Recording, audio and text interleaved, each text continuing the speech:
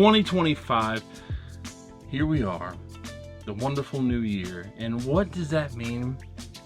Cigar lists galore, all the cigars in lists form that you could ever not want. And you are no exception here when it comes to the Bob the Cigar Guy YouTube channel. You get Bob the Cigar Guy's list, you get Chief's list, and one of the things that I'm going to try to do, that I try to do every year, is I try to make this as seamless and as quick and as easy to navigate as possible. So all 20 cigars are going to be time-stamped down in the bottom of the description. You'll be able to see each time code as to when your possible favorite cigar shows up in the video. I'm actually not going to be doing a whole bunch of talking about the cigars themselves. All of the blend information is going to pop up on the screen somewhere around my head when the cigars come up. And if there happens to be something that you know, needs a little bit of talking about size or whatever it be, we're gonna talk about the size, the vitola of that cigar, and why it made my list. So without further ado, smoking the #1 cigar from the year 2023. This is the Papasaka from Dunbar Tobacco and Trust. This is the cigar I'm gonna be smoking on for the whole entire duration of this video. So without further ado, let's truly get into this bad boy. Coming in at number 20, if you are a fan of Chief Talk at all, you got to see the first time that I smoked this cigar live on stream every Thursday, 8:15 p.m. Eastern time. For those of you who are new here, because maybe your favorite cigar manufacturer suggested this video to you all. So here, Bob Cigar YouTube channel, 8:15 p.m. Eastern Standard Time, or Eastern Time, whichever time zone you want to call it. We had on Law Ream, who is now with Zeno Tobacco, part of the Davidoff team, and number 20 is the Zeno Cigars Nicaragua, that wonderful, beautiful yellow banded cigar. The yellow swag, you know, it sits in my backdrop. The beautiful A to Z. Put it in front of my face so you can see it. Live life A to Z. Really enjoyed that cigar. One of my favorite Connecticut's that I've had to date. First time I had the cigar was this year. Now, before we go any farther, I do want to say my criteria for cigars and rankings has varied over the years, but is not varied much. And one of the huge tenets that has remained the same is the cigars that make my list on my year of the cigar list, like this is the 2024 year's list, is I have to have had smoked that cigar for the first time in that calendar year. These cigars may be older than 2024, they may be 1992, but if the first time I smoked this cigar was in 2024, it got added on to the possibilities of cigars that could have been added to the list. So some of these cigars that are on here are blends that have been around much longer than 2024. Also new this year to the list, before we get into number 19, is I have actually allowed myself to repeat blends that I have maybe possibly ranked in the past years, but it's a new vitola, and it's the first time that I've had that vitola. So there are some cigars on here that I've had blend-wise previous to 2024, but it was the first time I had that cigar in that brand vitola, that blend vitola, which we all know as cigar aficionados that vitolas can definitely make a difference when it comes to the smokability, the construction, and the overall flavor of the cigar. So jumping right back in. Number 19 out of Joya de Nicaragua was the Cinco de Cinco.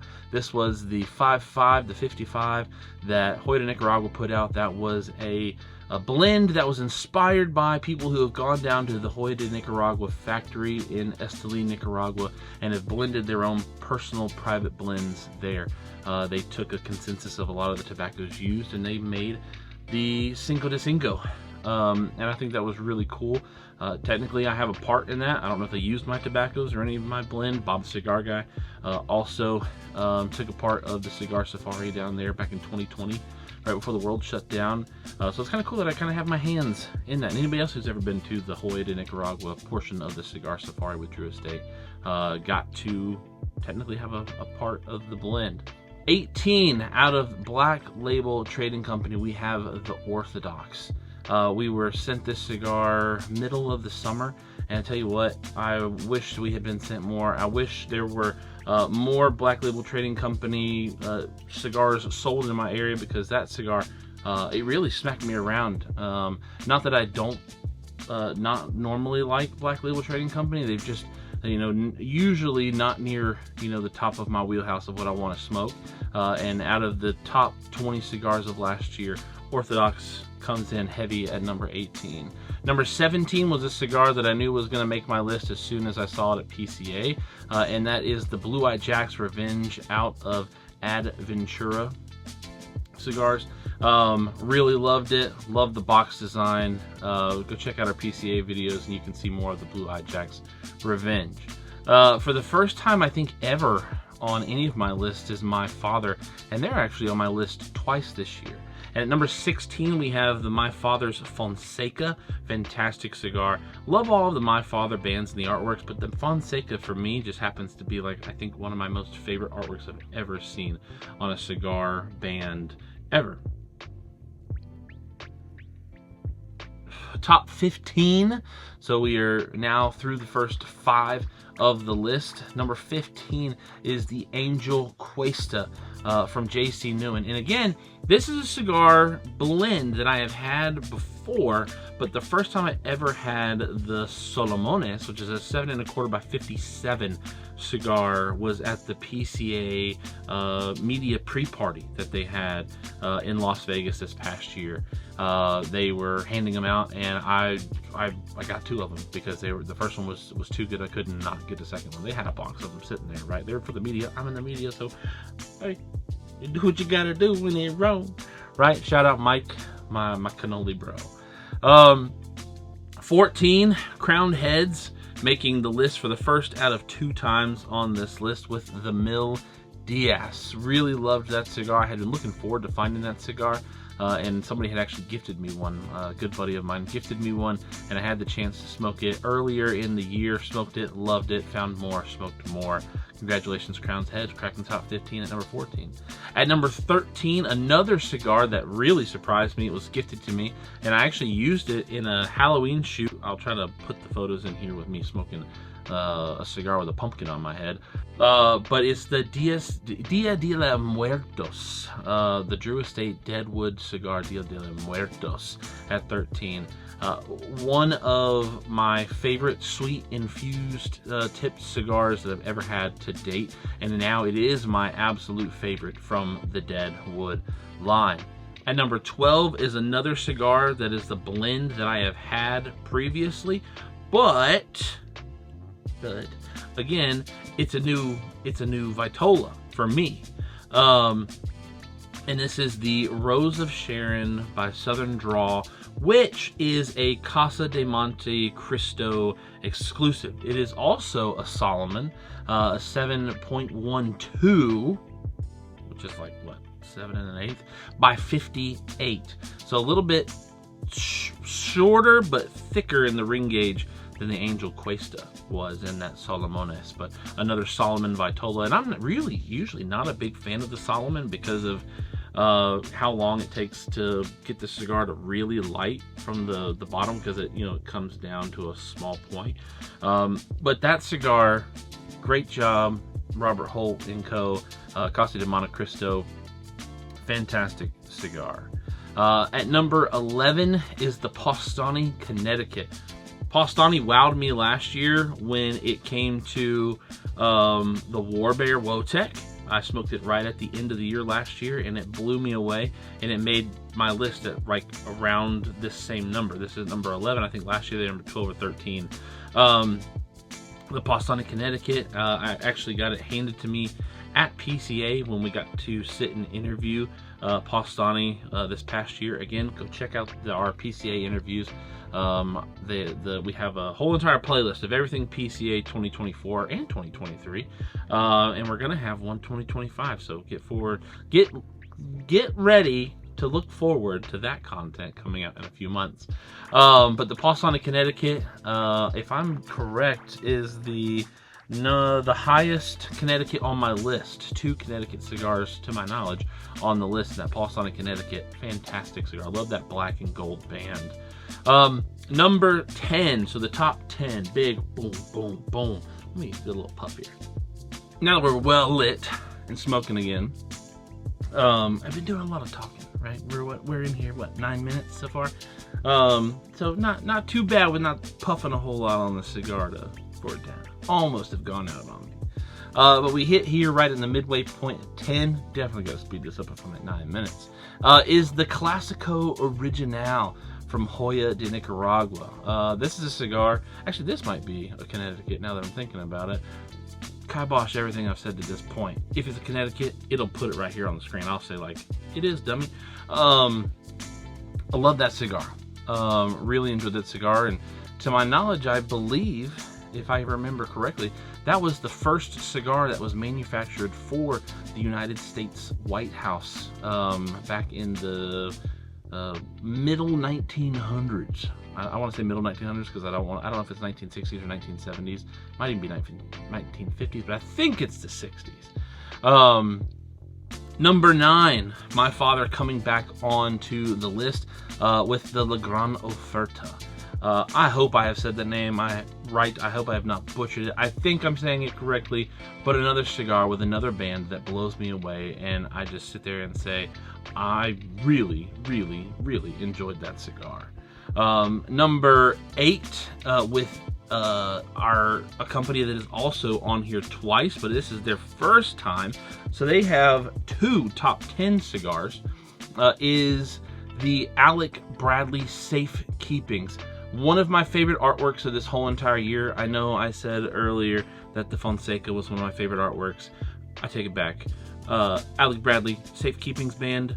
It takes me off into this magical, whimsical land of like wizards and dragons and stuff. It's just like, to me, it imbues this essence of, I don't know, maybe I'm putting some cool like journey music or something, like I'm going off into the woods to find something.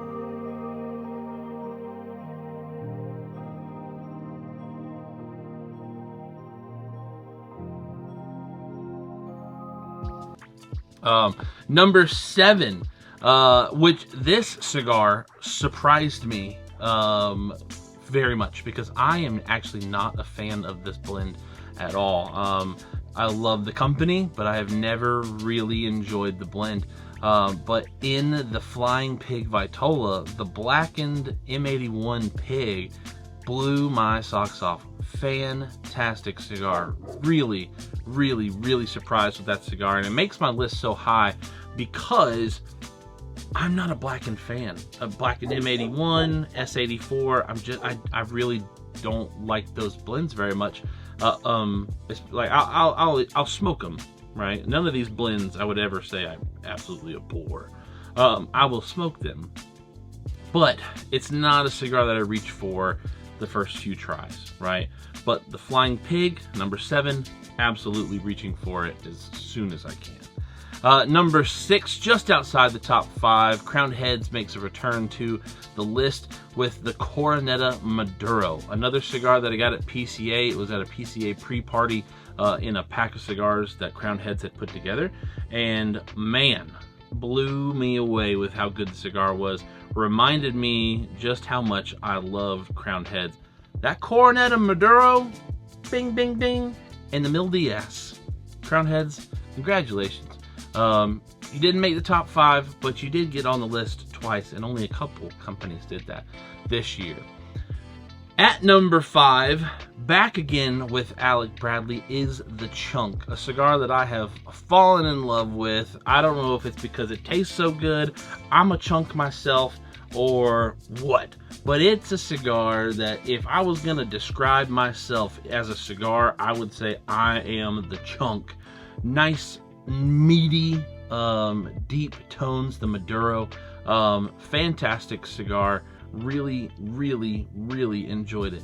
It reminded me of the old school nubs, or almost like a flying pig from Drew Estate, where you have just a lot of tobacco in a short delivery package. And that cigar smokes for an hour. If you're not paying attention enough to it, it'll smoke you under the table. It is a fantastic cigar. Really enjoy the Chunk Maduro out of Alec Bradley. Coming in number 4, this company right here, Dumbarton Tobacco and Trust. First time making the list so far this year, but it will not be the last, is the Sin Compromiso. What? Sin Compromiso? But Chief, you've had the Sin Compromiso before last year. You had Sin Compromiso for years. Sin Compromiso made your list many years ago when you only put 10 cigars on your list. That's right. But last year, Dumbarton Tobacco and Trust, Steve Saka himself, put out the number 4, which is a Robusto, a 5x54, and it's box pressed. And if you know Chief, if you know me, if you don't know me, now you're gonna know. Box pressed is the best way to put a cigar together in the whole entire world, in my opinion. I wish every cigar in the world came in a box press. If I ever get the chance to develop a cigar with Steve Saka or Nicholas Melillo or Willie Herrera or whatnot, it is going to be a box press or soft trunk press. Those are the best ways to deliver tobacco to your mouth, in my opinion. I think it's the best way to shape a cigar. I think it's, no matter how big it is, how long it is, I don't care. Box pressed, soft trunk press, that's the way to go, in my opinion. Sin Compromiso, Dumbarton Tobacco and Trust. Now, number 3, the big podium steppers. This is a cigar that was the latest cigar that I smoked in the year that made it onto the list. And it is the Padron 1964 anniversary. The number 4, 6x6.5 big boy. A cigar that was gifted to me right before Christmas by my buddy that I smoke with all the time. We celebrated Christmas together a little bit early, and we both smoked that same cigar, and we both were just dumbfounded with how good the cigar was. Again, a cigar that is well older than 2024, but it's the first time I've ever had that blend. And if I've ever had that blend before, I've definitely not had it in a 6x6.5. Fantastic cigar. Got to get another puff off of a Dumbarton Tobacco and Trust cigar, because Dumbarton Tobacco and Trust makes number 2 on the Chief 2024 list with the Umbagog Bronzeback, the Robusto. Actually, any of the Umbagog Bronzeback size, you could make that bad boy into a woody, and I would love it just as much. I have always had a soft spot in my heart for the Dumbarton Tobacco and Trust Umbagog. It's a cigar that I have always enjoyed. I think even though it's on the budget side of Dumbarton Tobacco and Trust, I think that the Umbagog is a cigar that you can put up against many top tier companies' best cigars out there. There are some companies that, no matter how expensive their cigar is, it's never going to touch just the regular Umbagog from Steve Saka. And we all know that I am a huge Steve Saka blend aficionado. Steve Saka has got a direct line to my palate when he blends cigars. There's not much out of Dumbarton Tobacco and Trust that I'm like, yeah, I don't want that again. Dumbarton Tobacco and Trust has made the number 1 spot on my list in previous years. Last year, this Papa Saka made the number 1 spot on my list from Dumbarton Tobacco and Trust. And this year, it was the hardest, the absolute hardest for me to decide a 1 and a 2. Honestly, I thought about not even having a 2 and just doing 1A, 1B, or 1-1, 1-2. But I thought, that's no fun. There's no participation awards. Silver's not bad. And the Umbagog Bronzeback blew my socks off at PCA when I was smoking it with Steve Saka. I told him to his face, Steve, you've got a winner here. This is a fantastic cigar. And it held up. It held up. And this is a cigar that I think is going to hold the test of time for many years to come. I think it's a cigar that is going to cakewalk competition for a very long time. And I am not the only one who thinks that. There are many people who put that as their #1 cigar for the year on their list. Bob the Cigar Guy, he put it as his #1 cigar. And it is well deserved. And just being beat out by for the #1 spot was a cigar that I knew I was going to really want to get my hands on. And it's another blender that I feel has a direct line right to my palate. And that's Nicholas Melillo with Foundation Cigars. The #1 cigar for Chief in 2024 is the Wise Man Maduro. They did the whole entire rebrand from when they had the Wise Man El Walwense. But last year, 2024, Foundation, Nicholas Melillo flipped everything on their head. They went with a completely new factory to recreate the Wise Man line. And the Wise Man Maduro, a cigar that I was so looking forward to when I heard about the information that was dropping with it changing. I was so looking forward to getting my hands on them at PCA, because that was going to be the first place that I was going to be able to get my hands on them. And after PCA has been a cigar that I have sought after as soon as I walk into lounges that I know carry Foundation. Wise Man Maduro, #1 cigar for me. Big props. Again, when it comes to number 2 and #1, they easily could have replaced each other. So if you know, Steve, you want to take the #1 accolade, take it. I would not refute it, because the Umbagog Bronzeback, the Wise Man Maduro, both my favorite cigars of the year last year. But participation trophies and all that jazz, I had to give somebody #2, had to give somebody #1, and the Wise Man just won out on a coin flip. Honestly, that's what it came down to. They're fantastic cigars.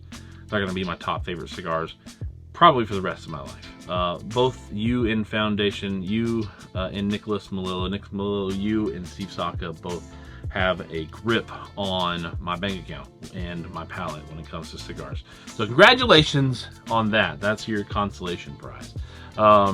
If you fast forward to the end of the video and you just want to know what the top 20 cigars are without going through all the list, Zeno Nicaragua at #20, #19, Cinco de Cinco from Hoy de Nicaragua, 18, Black Label Trading Company from the Orthodox, 17, the Blue Eyed Jack's Revenge from Adventura, 16, the Fonseca from my father, 15, Angel Cuesta from JC Newman, that was the Solomonis, 7 1/4 by 57.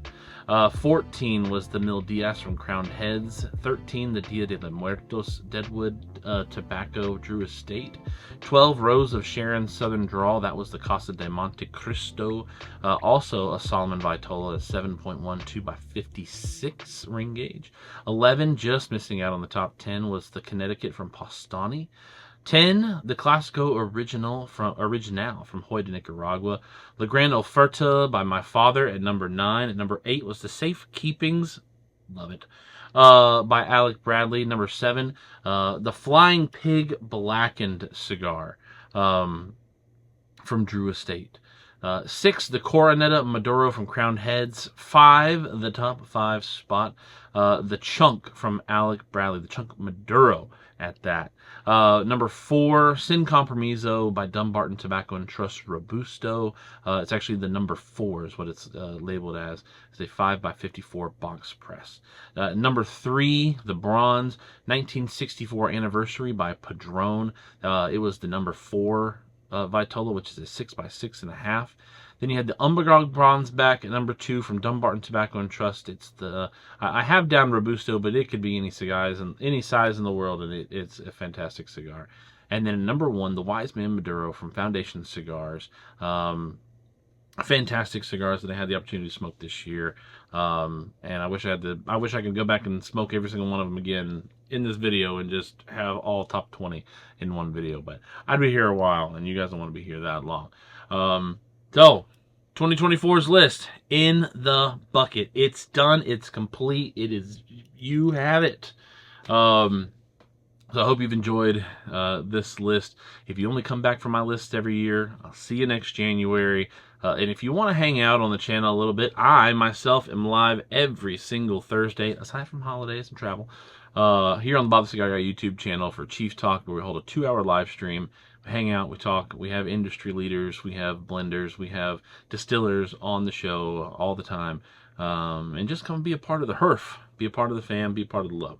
So, I would love to know what your opinion is on any of these cigars. Did you smoke any of these cigars last year? Are you going to look out for any of these cigars this year? And what cigars are you looking forward to that are going to come out this year? And be prepared for our PCA coverage when we get a chance to get a sneak peek on some of these cigars and smoke them for the first time. And maybe they show up on our list next year. But without that further ado, I'm going to continue to smoke my Papasaka and edit this video and get it up on YouTube for you guys. So, later, Tater. Love ya. See ya. Peace out. And if I don't see you till next year, smoke something good for me, will you?